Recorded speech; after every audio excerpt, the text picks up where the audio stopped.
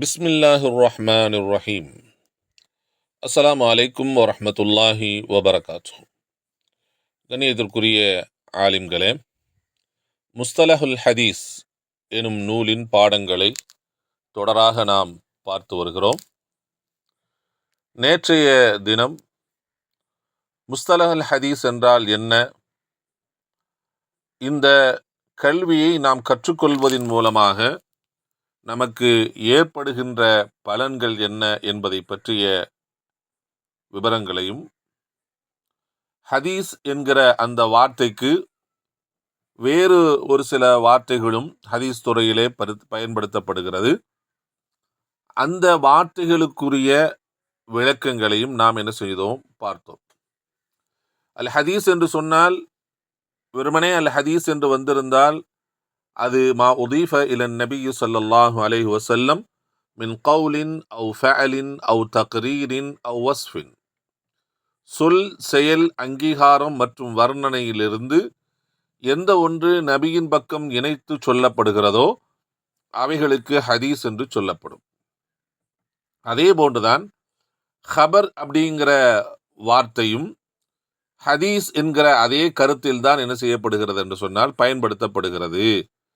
ஹபர் என்பதற்கும் ஹதீஸுக்குள்ள அதே தாரீஃப் தான் கொடுக்கப்படுகிறது என்பதாக ஷேக் அவர்கள் கூறியிருந்த அந்த விளக்கத்தை பார்த்தோம். அதே நேரத்தில் ஹபர் என்பது இன்னும் ஒரு சிலருடைய கருத்து என்ன அப்படின்னா, ஹதீஸ் என்கிற அந்த வார்த்தையை விட பொதுவானதும் வார்த்தை செறிவுள்ள அர்த்த செறிவுள்ள ஒரு வார்த்தையாகும். அது ஹபர் என்பது நபியின் பக்கம் இணைக்கப்படுகிற செய்தியும் எடுத்துக்கொள்ளும், நபி அல்லாதவர்கள் சொல்லக்கூடிய நபி அல்லாதவர்களின் பக்கமாக இணைக்கப்படுகின்ற செய்திகளையும் அது எடுத்துக்கொள்ளும் என்று இன்னும் ஒரு சிலர் என்ன செய்யறாங்க, கருத்து சொல்கிறார்கள் என்ற அந்த விளக்கத்தையும் பார்த்தோம். அடுத்ததாக அல் அசர் அப்படிங்கிற வார்த்தையை பார்த்தோம். அல் அசர் என்று சொன்னாலே வெறுமனே அசரில் வந்திருக்கிறது, ஆசாரில் வந்திருக்கிறது என்று சொன்னாலே அது ஒன்று சஹாபாக்களுடைய விஷயங்களாக அது இருக்கும், அல்லது தாபியின்களுடைய விஷயங்களாக என்ன செய்யும் இருக்கும். ஒரு சில நேரங்களில் அசரை கொண்டு என்ன செய்யப்படும்னா நபி ஸல்லல்லாஹு அலைஹி வஸல்லம் அவர்களுடைய செய்தியும் அசர் என்பதாக சொல்லப்படும். அவ்வாறு வருகின்ற போது வெறுமனே அசர் என்கிற வார்த்தை மட்டும் என்ன செய்யாது, வராது. அதோடு முகையிதாக இணைக்கப்பட்டதாக என்ன வரும் அப்படின்னு சொன்ன அல் அசர் அனின் நபி ஸல்லல்லாஹு அலைஹி வஸல்லம் என்கிற அந்த வார்த்தையும் இணைந்து வரும். அவ்வாறு வருகின்ற பொழுது அது நபியை பற்றி உரித்தான செய்தியாக என்ன செய்யும் இருக்கும் என்பதை விளங்கிக் கொள்ள வேண்டும் என்ற ஹதீஸ்னா என்ன, ஹபர்னா என்ன, அசர்னா என்ன என்ற அதனுடைய விளக்கத்தை நாம் பார்த்தோம். இன்று நாம் பார்க்கவிருப்பது அந்த ஒரு 4 வார்த்தைகளை ஷேக் அவர்கள் சொல்லி காமித்தார்கள். அதுல 4வது வார்த்தை என்னன்னா அல் ஹதீசுல் குதுசி. இந்த வார்த்தையும் புழங்கப்படுகிறது. ஹதீசுல் குதுசி என்ற வார்த்தையும் ஹதீஸ் துறையிலே புழங்கப்படுகிறது. ஹதீசுல் குதுசினா என்ன, அதனுடைய விளக்கம் என்ன, அதே போன்று ஹதீசுல் குதுசிக்கும் ஹதீசுன் நபவிக்கும் நபியிடமிருந்து அறிவிக்கப்படக்கூடிய செய்திகளுக்கும் இடையிலும் உள்ள அந்த ஹதீசுன் நபவிக்கு இடையில உள்ள வித்தியாசம் என்ன, அதே போன்று ஹதீசுல் குதுசிக்கும் குர்ஆனுக்கும் இடையில் உள்ள வித்தியாசம் என்ன என்பதை பற்றிய விளக்கங்களைத்தான் இன்றைய தினம் நாம் நம்முடைய பாடத்திலே பார்க்கவிருக்கிறோம். அல் ஹதீசுல் குதுசி, குதுஸ் என்று சொன்னால் பரிசுத்தமான ஹதீஸ் என்று என்ன செய்யலாம், நாம் நேரடியாக தமிழ் அர்த்தம் வைத்துக் கொள்ளலாம். ஹதீசுல் குதுசி என்று சொன்னால் அது எதற்கு சொல்லப்படும்னா மா ரவாஹுன் நபியு ஸல்லல்லாஹு அலைஹி வஸல்லம் அன் ரப்பிஹி தஆலா, தனது ரப்பிடம் இருந்து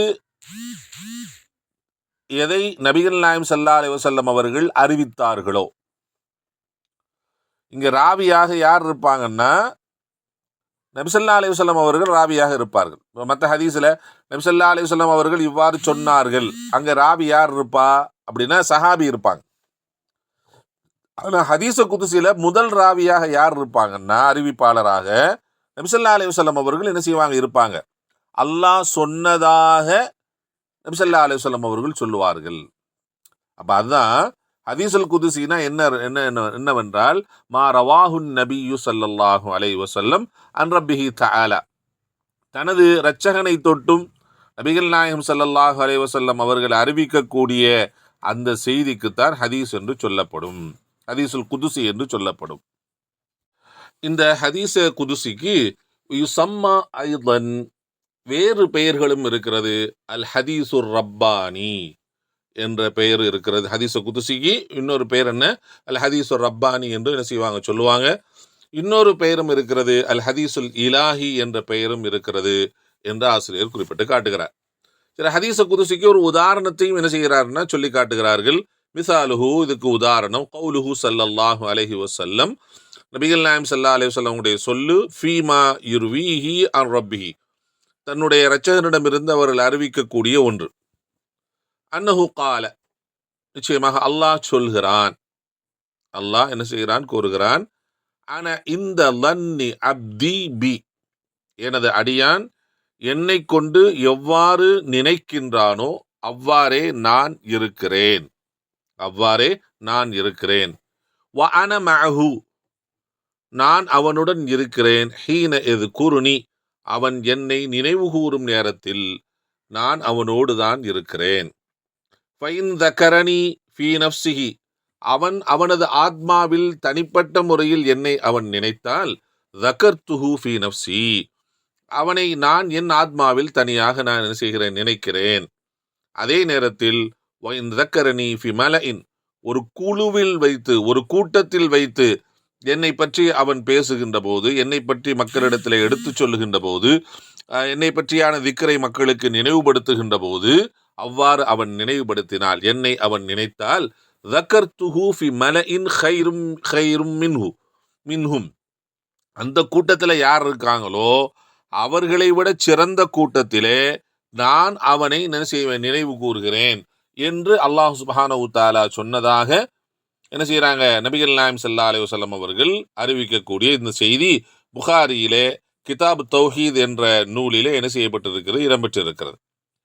அதே போன்று முஸ்லீமிலும் என்ன செய்ய இந்த செய்தி இடம்பெற்றிருக்கிறது. அப்ப இந்த ஹதீஸ்ல அல்லாஹ் சொன்னதாக, அல்லாஹ் சொல்லுகிறான் இவ்வாறு என்று யார் முதல் அறிவிக்கிறா, நபி ஸல்லல்லாஹு அலைஹி வஸல்லம் அவங்க சொல்றாங்க. அந்த செய்தியை தான் என்ன செய்வாங்க, சஹாபாக்கள் அறிவிப்பாங்க.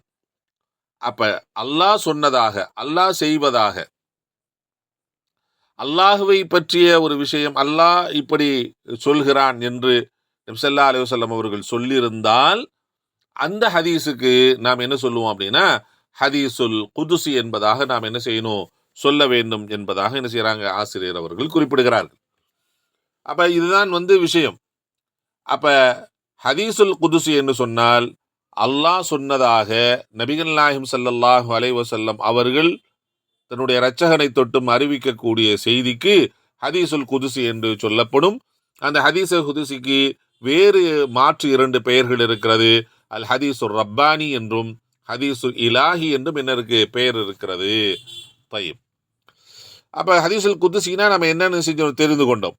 அடுத்ததாக ஆசிரியர் என்ன குறிப்பிடுகிறார் என்று சொன்னால், வமர்தபத்துல் ஹதீசுல் குதுசி, ஹதீசுல் குதுசியினுடைய அந்தஸ்து என்ன, எதற்கு மத்தியில, பைனல் குர்ஆனி வல் ஹதீசுன் நபவி, குர்ஆனுக்கும் இன்னும் ஹதீசுன் நபவிக்கும், இந்த ரெண்டுக்கு இடையில ஹதீசுன் குதுசிக்குள்ள இடம் என்ன என்பதை பற்றி நாம் என்ன செய்ய போறோம்னா பார்க்க போகிறோம் என்று என்ன செய்கிறார், குறிப்பிடுகிறார்.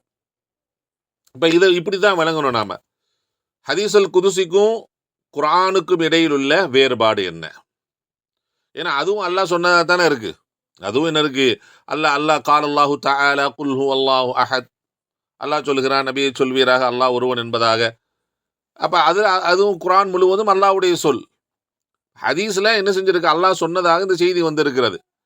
அப்ப அந்த கால் அல்லாஹு தஆலாவுக்கும் இந்த கால் அல்லாஹு தஆலாவுக்கும் இடையில உள்ள வித்தியாசம் என்ன என்பதை பற்றிய விளக்கத்தையும், அதே போன்று ஹதீஸ குதுசிக்கும் ஹதீஸுன் நபவிக்கும் சொல்றது யாரு, நபி ஸல்லல்லாஹு அலைஹி வஸல்லம் அவர்கள் தான் சொல்லுகிறார்கள். என்ன சொல்றாங்க, அல்லாஹ் சொன்னதாக நபி ஸல்லல்லாஹு அலைஹி வஸல்லம் சொல்றாங்க. அப்ப அது நபியிடமிருந்து என்ன செய்கிறது, அந்த வார்த்தை வருகிறது என்று சொன்னால், அப்ப அதுவும் அந்த ஹதீஸுன் நபவியோட சேர்க்க முடியுமானா சேர்க்க முடியாது.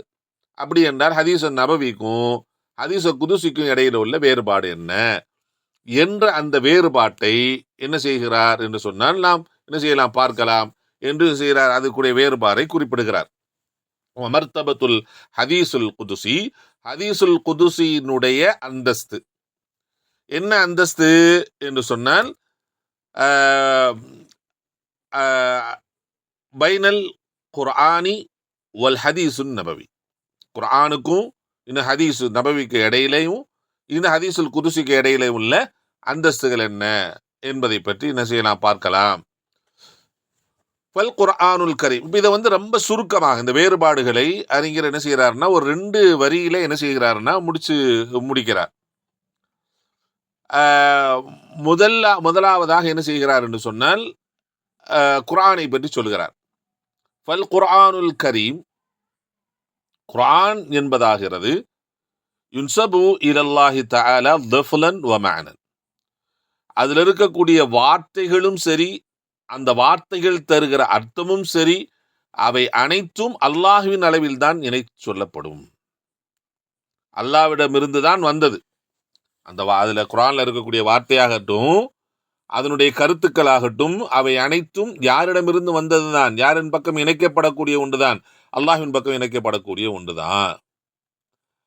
அதே நேரத்தில் வல் ஹதீசுன் நபவி, ஹதீசுன் நபவி என்பது என்ன செய்யப்படும் அப்படின்னு சொன்னா, யுன்சபு இலன் நபி ஸல்லல்லாஹு அலைஹி வஸல்லம் லஃப்லன் வ மஅனன், அர்த்தத்தாலும் வார்த்தையினாலும் அது யாரிடம் பக்கமாக இணைக்கப்படும் என்று சொன்னால் நபியின் அளவில் தான் இணைக்கப்படும். ஹதீஸ்ல நபி ஸல்லல்லாஹு அலைஹி வஸல்லம் மன் அமில அமலன் ஃபலைஸ அலைஹி அம்ருனா ஃபஹுவ ரத்துன், யார் நாம் செய்யாத ஒன்றை செய்கிறாரோ அவர் மீது அந்த அமல் ரத்து செய்யப்படும் என்று என்ன செய்கிறது ஒரு ஹதீஸ் வந்திருக்கு. இந்த வார்த்தையை சொன்னது யார்? நபி ஸல்லல்லாஹு அலைஹி வஸல்லம் சொல்லியிருக்காங்க. அந்த வார்த்தை தருகிற அர்த்தமும் நபி ஸல்லல்லாஹு அலைஹி வஸல்லம் அவர்கள் எந்த கருத்தில் சொன்னார்களோ அந்த கருத்தை தான் நமக்கு என்ன போதிக்கிறது. அப்ப லஃப்லன் வ மஅனன், அர்த்தத்தாலும் வார்த்தையாலும் எந்த ஒன்று நபியின் பக்கம் இணைக்கப்படுகிறதோ அது என்ன செய்யப்படும்னா ஹதீசுல் குதுசி என்பதாக சொல்லப்படும், ஹதீசுல் நபவி என்பதாக சொல்லப்படும். அதே நேரத்தில் ஹதீசுல் குதுசி, ஹதீசுல் குதுசி என்பது என்ன அப்படின்னா யுன்சபு இலல்லாஹி தஆலா மஅனன் லா லஃப்லன், லா லஃப்லன். ஹதீசுல் குதுசி என்பது அர்த்தத்தால் தான் இப்படி அல்லாஹ் சொல்லியிருக்கான் அப்படிங்கிற அந்த கருத்து தான் அல்லாஹ்வின் பக்கம் இணைக்கப்படுகிறது. ஆனால் லா லஃப்லன், வார்த்தைகளால் அல்ல. ஏன்னா அந்த வார்த்தையை சொன்னது வடிவமைத்து சொன்னது, அல்லாஹ் சொன்னதை விளங்கி அல்லாஹ் இப்படி சொல்கிறான் என்று அந்த வார்த்தையை வடிவமைத்தது யார் என்று சொன்னால் நபி ஸல்லல்லாஹு அலைஹி வஸல்லம் அவங்க தான், நபி ஸல்லல்லாஹு அலைஹி வஸல்லம் அவர்கள் தான். ஸோ அதனால ஹதீஸ குதுசி என்பது அர்த்தத்தால் தான் அல்லாஹ்வின் பக்கம் இணைக்கப்படும். லஃப்லன் என்பது என்ன கிடையாதுன்னா அல்லாஹ்வின் பக்கம் இணைக்கப்படாது, அது நபியின் பக்கம் தான் என்ன செய்யப்படும், இணைக்கப்படும். ஒரு ஒரு ஒரு ஒரு அடிப்படையான ஹதீஸ குதுசிக்கும் குர்ஆன்னா என்ன, ஹதீஸ குதுசினா என்ன, ஹதீஸ் நபவினா என்ன, இந்த 3க்கு இடையில உள்ள ஒரு முக்கியமான வித்தியாசத்தை என்ன செய்கிறார் என்று சொன்னால் அறிஞர் நமக்கு இங்கே விளங்கப்படுத்துகிறார். குர்ஆன் என்று சொன்னால் அதனுடைய லஃப்லும் அந்த லஃப்ல் தரக்கூடிய அர்த்தமும் அல்லாஹ்வின் புறத்தில் தான் இருந்து வந்தது, அது அல்லாஹ்வின் பக்கமே இணைக்கப்படும். ஹதீஸ குதுசி என்பது ஹதீசுன் நபவி என்பது அதனுடைய லஃப்லும் சரி, அதனுடைய அர்த்தமும் சரி, என்ன அர்த்தத்தை அடிப்படையாக கொண்டு நபி ஸல்லல்லாஹு அலைஹி வஸல்லம் சொன்னாங்களோ அதே அர்த்தமும் அந்த வார்த்தையும் நபியிடமிருந்து வந்தது தான். ஆனால் ஹதீஸ குதுசியில இங்க அல்லாஹுவும் ரசூலும் என்ன செய்வாங்க, இங்க இணைந்து கொள்வார்கள். எப்படின்னா அதனுடைய அர்த்தம் என்பது அல்லாஹ் இப்படி சொல்கிறான், என்ன சொன்னானோ நபிக்கு அல்லாஹ் எதை வெளிப்படுத்தினானோ அதை விளங்கினார்கள். அப்ப அதனுடைய அர்த்தம் அல்லாஹ்விடமிருந்து வந்தது. ஆனால் அதே நேரத்தில் அந்த வார்த்தை இருக்கிறது அல்லவா, அது வார்த்தை அல்லாஹ்வின் புறத்திலிருந்து வந்ததல்ல, அது நபி ஸல்லல்லாஹு அலைஹி வஸல்லம் புறத்திலிருந்து வந்ததுதான். ஸோ அதனால தான் வலிதாலிக்க, எனவே அர்த்தத்தால் தான் ஹதீஸ குதுசி அர்த்தத்தால் தான் அல்லாஹ்வின் புறத்திலிருந்து இணைக்கப்படுகிறது, லஃப்லன் அல்ல. எனவேதான் வலிதாலிக்க, எனவேதான் லா யதஅப்பது பிதிலாவத்தி லஃப்லிஹி, இந்த ஹதீஸ குதுசியில் இருக்கக்கூடிய வார்த்தைகளை ஓதுவது வணக்கமாக ஆக்கப்படாது, வழக்கமாக என்ன செய்யப்படாது, ஆக்கப்பட மாட்டாது. இப்போ குர்ஆனை பொறுத்த வரைக்கும் அதில் இருக்கக்கூடிய ஒவ்வொரு எழுத்துக்களையும் ஓதுவதன் மூலமாக நமக்கு நன்மைகள் கிடைக்கும், அது வணக்கமாக கருதப்படும். ஆனால் ஹதீஸ குதுசியில் இருக்கக்கூடிய ஒவ்வொரு வார்த்தைகளையும் ஓதுவதின் மூலமாக, நமக்கு அதை படிப்பதன் மூலமாக அது ஒரு இபாதத்தாக கணிக்கப்படுமா? அதுக்கு தனிப்பட்ட முறையில் நன்மைகள் கிடைக்குமானா அப்படிலாம் நன்மையெல்லாம் கிடைக்காது. அதே மாதிரி என்ன, வலா யக்ரா வலா யுக்ரா ஃபி ஸலா, ஹதீஸ குதுசியை என்ன செய்ய முடியாது, தொழுகையில போய் ஓத முடியாது. ஆனால் அதே நேரத்தில் குரானை மட்டும்தான் என்ன செய்ய முடியும், குரான் இல்லாம குரானை ஓதாமல் தொழுகை என்பது என்ன செய்யாது, கூடாது. வலா யுக்ரா ஃபி ஸலா, தொழுகையில என்ன செய்யப்பட மாட்டாதுன்னா இந்த ஹதீஸ குதுசி ஓதப்படவும் மாட்டாது. வலம் யஹ்சுல் பிஹி தஹத்தி, இதை கொண்டு என்னவும் செய்யப்பட மாட்டாது என்று சொன்னால் சவால்களும் உண்டாக்கப்பட மாட்டாது. இந்த மாதிரி கொண்டு வா, இது அல்லாஹ் சொன்னது தானே, அதே மாதிரி நான் கொண்டு வரட்டுமா அப்படின்னு சொல்ல முடியாது. ஹதீஸ குதுசியை வச்சுக்கிட்டு என்ன செய்ய முடியாது, சவால்லாம் விட முடியாது. அல்லாஹ் எதை வச்சு சவால் விட்டுருக்கான், குரானை வச்சு சவால் விட்டுருக்கான். ஃபஅத்து பிசூரத்தி மின் மிஸ்லிஹி, இதுல இருக்கக்கூடிய ஒரு அத்தியாயம் மாதிரி நீங்க கொண்டு வாங்க என்று என்ன செய்கிறான், அல்லாஹ் சுப்ஹானஹு வ தஆலா சொல்லி காட்டுகிறான். ஒரு 10 வசனத்தை கொண்டு வாங்க அப்படின்னு அல்லாஹ் சொல்றான். அது அல்லாஹ் சொன்னதுதான். இதுவும் அல்லாஹ் சொன்னதுதான். ஹதீஸ குதுசி என்பது அல்லாஹ் சொன்னதுதான். ஆனால் அது அந்த வார்த்தை அமைப்பு இருக்கிறது அல்லவா, அது என்ன இல்லை அப்படின்னு சொன்னா அல்லாஹ்வுடைய வார்த்தையாக இல்லை. அது அந்த வார்த்தை வடிவமைப்பு என்பது யாரிடமிருந்து வந்திருக்கு, நபி ஸல்லல்லாஹு அலைஹி வஸல்லம் வந்திருக்கு. ஸோ அதனால தான் அப்ப இந்த ஹதீஸ குதுசியினுடைய வார்த்தைகளை கொண்டு நாம் சவால் எல்லாம் என்ன செய்ய முடியாது, இதிலிருந்து உருவாக்க முடியாது. குரானில் உள்ளது அல்லாஹ், அதனுடைய அர்த்தமும் அந்த வார்த்தை வடிவமைப்பும் அல்லாஹ்விடமிருந்து வந்தது. எனவே அல்லாஹ் சுப்ஹானஹு வ தஆலா அதை கொண்டு என்ன செய்கிறான், சவால் விடுகிறான். ஸோ அதை வச்சுக்கிட்டு நாம் என்ன செய்ய முடியாதுன்னா, ஹதீஸ குதுசியை கொண்டு நாம் என்ன செய்ய முடியாது, சவால் எல்லாம் விட முடியாது. அதே போன்று இன்னொரு விஷயம், வலம் யுன்கல் பித்தவாத்துர் கமா நகலல் குர்ஆன், கமா நுகிலல் குர்ஆன், குர்ஆன் எவ்வாறு அதிகமான அறிவிப்புகளை கொண்டு நக்கல் செய்யப்பட்டு அது உறுதிப்படுத்தப்பட்டிருக்கிறதோ அந்த மாதிரி என்ன ஹதீஸ குதுசி என்பது தவாத்துரான ஒன்றல்ல, முத்தவாத்திரான அதிகப்படியான ராவிகள் அறிவித்து உறுதிப்படுத்தப்பட்ட விஷயம் இல்லை. பல் என்றாலும் மின்ஹு மாஹுவ சஹீஹுன், அந்த ஹதீஸ குதுசியில சஹீஹானதும் இருக்கிறது, வதஈஃபுன் பலகீனமானதும் இருக்கிறது, மௌலூன் இட்டுக்கட்டப்பட்ட ஹதீஸ குதுசிகளும் என்ன செய்கிறது, இருக்கிறது. ஸோ அப்படி இருக்கிறப்ப இதையும் குரானையும் என்ன செய்ய முடியாதுன்னா ஒன்றாக ஆக்க முடியாது. இதுல என்ன இருக்கு அப்படின்னு சொன்னா, சஹீஹ் இருக்கிறது, லைஃப் இருக்கிறது, மௌலூ இருக்கிறது ஹதீஸ குதுசியிலே. ஆனால் அது என்ன செய்யப்படல, தவாத்துராக எல்லா ஹதீஸ குதுசியுமே முத்தவாத்திரான அதிகப்படியான அறிவிப்பாளர்கள் அறிவிச்சு அது உறுதி செய்யப்பட்ட விஷயம் அல்ல. அப்ப அந்த ஒரு, ஆனால் குர்ஆன் என்பது அதிகப்படியான அறிவிப்பாளர்களை கொண்டு அறிவிக்கப்பட்டு உறுதி செய்யப்பட்டு இறுதி செய்யப்பட்டு இருக்கிறது. அந்த ஒரு வித்தியாசமும் என்ன இருக்குன்னா ஹதீஸ குதுசிக்கும் குர்ஆனுக்கும் இடையிலே இருக்கிறது என்பதாக என்ன செய்கிறார் அறிஞர் ஷேக் அவர்கள் என்ன செய்யறாங்க, சொல்லி காட்டுகிறார்கள். அப்ப ஹதீஸ குதுசிக்கும் குர்ஆனுக்கும் இடையில் உள்ள முக்கியமான வேறுபாடுகளை அறிஞர் அவர்கள் என்ன செஞ்சிருக்காங்கன்னா நமக்கு இதன் மூலமா என்ன செஞ்சிருக்காங்க, நமக்கு விளக்கி இருக்கிறார்கள். அப்ப இந்த விஷயங்களை நாம் அடிப்படையாக வைத்து ஹதீஸ குதுசிக்கும் குர்ஆனுக்கும் இடையில உள்ள வித்தியாசங்களை நாம் என்ன செய்யணும், புரிந்து கொள்ள வேண்டும். அதே போன்று ஹதீஸ குதுசிக்கும் ஹதீஸுன் நபவிக்கு இடையில இருக்கக்கூடிய வித்தியாசத்தை நாம் என்ன செய்யணும், புரிந்து கொள்ள வேண்டும்.